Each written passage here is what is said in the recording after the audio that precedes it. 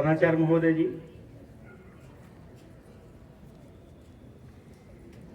मेरे वरिष्ठ एवं कनिष्ठ अध्यापक महोदय एवं मेरे प्यारे बच्चों,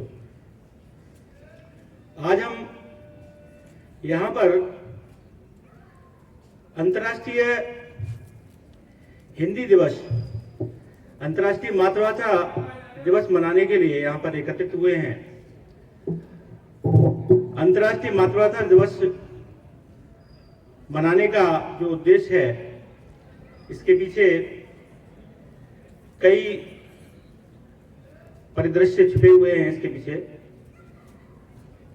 अंतर्राष्ट्रीय मातृभाषा दिवस हम 21 फरवरी को मनाते हैं। इसको मनाने का सबसे बड़ा कारण है, बांग्लादेश में जो ढाका यूनिवर्सिटी थी, ढाका यूनिवर्सिटी के जो क्रांतिकारी थे, उन क्रांतिकारियों ने अपना विरोध प्रदर्शन किया और जो पश्चिम बंगाल, आपका बंगाल है, बंगाल में पूर्वी बंगाल और पश्चिम बंगाल, जो पूर्वी बंगाल था वो पाकिस्तान का हिस्सा था और उसी पाकिस्तान के हिस्से में, क्योंकि पश्चिमी पाकिस्तान में जो वहाँ की जो आधिकारिक भाषा थी वो उर्दू थी और पश्चिम बंगाल की जो आधिकारिक भाषा थी, आपकी पूर्वी बांग्लादेश की जो आधिकारिक भाषा थी, वो आपकी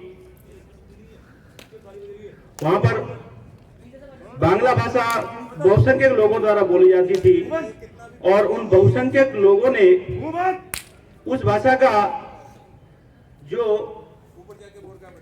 अपनी आधिकारिक भाषा के तौर पर अपनी डिमांड उठाई, क्योंकि वो उनकी मातृभाषा थी और उस मातृभाषा को के लिए ढाका यूनिवर्सिटी में लोगों ने आंदोलन किए, लोगों ने धरना प्रदर्शन किया अपनी मांग को उठाने के लिए कि हमारी जो बांग्ला भाषा है उसको आधिकारिक भाषा के रूप में उसको दर्जा दिया जाए। जब वहां पर ढाका यूनिवर्सिटी में जो प्रदर्शन उग्र रूप धारण कर लिया प्रदर्शन ने, तो वहां की पुलिस ने उन लोगों पर गोलियां चलाना शुरू कर दिया, जिसमें ढाका यूनिवर्सिटी के 4 विद्यार्थी उसमें मारे गए। उनमें कई अन्य राजनीतिक लोग भी थे, उसमें 12 लोग अन्य भी थे, कुल मिला के 16 लोग शहीद हुए। इन लोगों की जो लड़ाई थी अभी थमी नहीं थी। इन लोगों ने पत्राचार के माध्यम से संयुक्त राष्ट्र संघ का एक संगठन है, एक संस्था है जिसको हम यूनेस्को कहते हैं, उस वहां पर पत्राचार के माध्यम से इन्होंने अपनी आवाज उठाई और 17 नवंबर 1999 को विश्व भाषा परिषद के 29 देशों का सहयोग इनको मिला। उन देशों के सहयोग से इन्होंने इनको इनकी भाषा का जो दर्जा है वो पाकिस्तान सरकार ने मान लिया और इनकी भाषा को आधिकारिक दर्जा पाकिस्तान सरकार द्वारा दिया गया। बाद में 17 नवंबर 1999 को इस सरकार ने, यूनेस्को ने 21 फरवरी को मातृभाषा दिवस के रूप में मनाना प्रारंभ कर दिया और इस मातृभाषा दिवस को मनाने का सबसे बड़ा जो उद्देश्य है वो ये है कि हमारे देश में मातृभाषा जो है, आपको पता है कि भारत देश बहुभाषी देश है। यहाँ पर विभिन्न मतों के लोग रहते हैं, विभिन्न भाषी लोग रहते हैं और उन लोगों को अपनी मातृभाषा को अपना स्थान दिलाने के लिए, उस मातृभाषा में अपना कार्यकाज करने के लिए, उन्हें अपनी मातृभाषा को प्रतिष्ठित करने के लिए लोगों ने अपना सहयोग करना प्रारंभ किया। और आप जानते हैं कि 1961 के दशक से हमारे यहाँ भारत में जो मातृभाषाएं थी वो तकरीबन 50 के करीब मातृभाषाएं बोली जाती थी, और उन्हीं भाषाओं में से अगर अब वर्तमान की अगर स्थिति को देखा जाए तो वह भाषा उनमें से कुल मिलाकर 40% भाषाएं समाप्त हो चुकी हैं, और उनमें से अब ये 1350 भाषाएं हैं जो बोलियां हैं जो बची हैं, मतलब ज्यादातर जो भाषाएं वो विलुप्ति की कगार पे है। तो उसी मातृभाषा के संवर्धन के लिए, हमारी बोलियों को, उस सांस्कृतिक विविधता को प्रतिष्ठित करने के लिए हम मातृभाषा दिवस को मनाते हैं। आप जानते हैं कि हमारी हिंदी भाषा जो है वो पूरे भारत देश में कई राज्यों में बोली जाती है, समझी जाती है, और हमारी मातृभाषा भी है। हिंदी भाषा को कई बच्चे ने बताया अभी कि हिंदी भाषा को संवैधानिक दर्जा दिया गया। इसको 14 सितंबर 1949 को राजभाषा का दर्जा दिया गया, जिसको हम राष्ट्रभाषा भी कहते हैं। राष्ट्रभाषा वह भाषा है जिसको बहुसंख्यक लोगों द्वारा जो भाषा बोली जाती है, समझी जाती है, और राजकाज का कार्य जिस भाषा में किया जाता है वह हमारी राष्ट्रभाषा होती है। तो प्यारे बच्चों, ये हमारी जो हिंदी भाषा है, इस भाषा को प्रतिष्ठित करने का जो दौर था वो 1950 में 15 वर्ष के लिए इसको दर्जा दिया गया था कि 15 वर्ष के लिए हम अंग्रेजी भाषा में अपना कार्य करते रहेंगे और हिंदी भाषा में भी अपना कार्य होगा।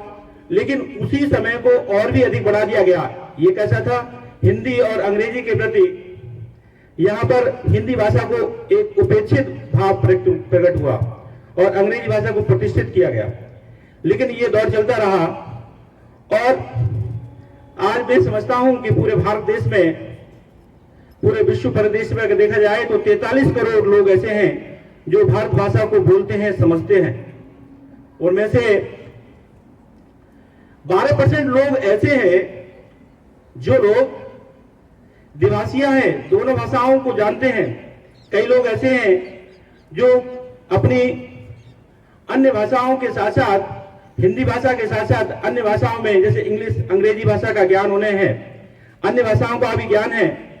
इसी प्रकार से हमें अपनी मातृभाषा के लिए हमें अपना सर्वस्व न्यौछावर करना चाहिए, अपनी मातृभाषा को प्रतिष्ठित करना चाहिए, क्योंकि हम कह सकते हैं कि निज भाषा उन्नत है, सब उन्नत का मूल, बिन निज भाषा ज्ञान के मिटे नहीं है कौशूल।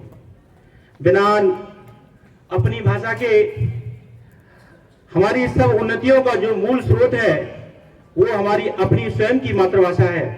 बिना मातृभाषा के हम किसी भी भाषा को प्रतिष्ठित नहीं कर सकते हैं। हमारी भाषा अपनी स्वयं की भाषा होती है। जो भाषा हम स्वयं अपने क्षेत्रीय स्तर पर जिस भाषा को सीखते हैं वह भाषा हमारी मातृभाषा है, और उसी भाषा को हम लोग जानते हैं, समझते हैं। तो उसी भाषा में उन्नति करना, क्योंकि वह भाषा कैसे लिए है हमारे लिए? वह भाषा हमारे लिए सुगम है, वह सरल है, हमारे लिए सुबोध है। उस भाषा को हम आसानी से समझ सकते हैं और उसी भाषा से हम अपना विकास कर सकते हैं, अपने देश की उन्नति कर सकते हैं, विश्व में अपनी भाषा को हम स्थापित कर सकते हैं, अपना विकास कर सकते हैं। एक बार मेरे साथ बोलिए कि जन जन की भाषा है हिंदी, भारत की आशा है हिंदी। तो प्यारे बच्चों, ये हिंदी भाषा है, ये हिंदी भाषा विश्व की सर्वोत्कृष्ट भाषा है, और इसी भाषा को समृद्ध बनाने के लिए लोगों ने अपना सर्वस्व न्यौछावर किया है। तो क्यों ना हम इस भाषा को सर्वोच्च बनाएं, क्योंकि हम हिंदुस्तान में रहते हैं, हम हिंदू हैं, हिंदुस्तान में रहते हैं।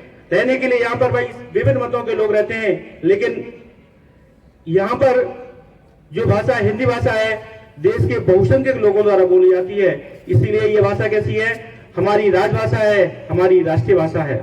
तो क्यों ना हम इस भाषा को, राष्ट्रभाषा को पुनः स्थापित करें और इस भाषा को राष्ट्रीय भाषा का दर्जा शीघ्र ही स्थापित करने का प्रयास करें। जय हिंद, जय भारत। धन्यवाद।